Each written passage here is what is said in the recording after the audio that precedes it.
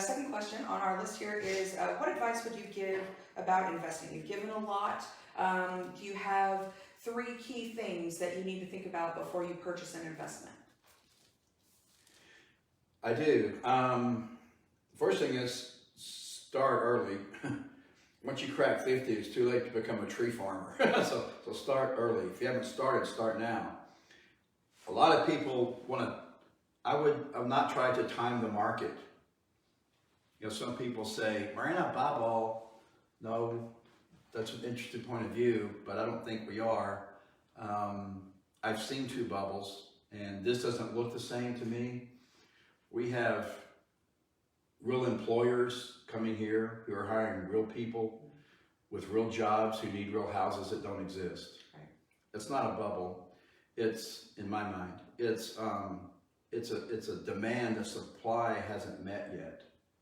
And when supply meets that demand, we'll have equilibrium in the marketplace again. We won't know when to stop. We'll overbuild. Then we'll have too much supply and not enough demand. Then we'll have a market correction.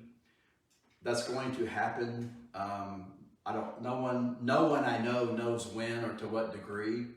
But when that does happen, to me, it's always a good time to invest. So if homes are going up, and I think I saw the stats last month, they went 30% from month to month, year to year, same month.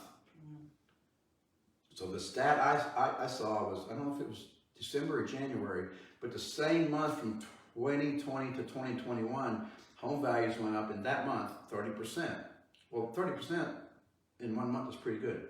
So if they're going up at that rate, you should own one pretty quickly because they're going to be going up for a while. How much they go up, how long they go up, no one knows. I don't know, but I know if they're going up in value, we should buy something that goes up in value.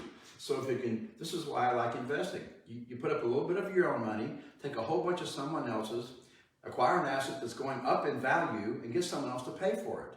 That's investing. What's so hard?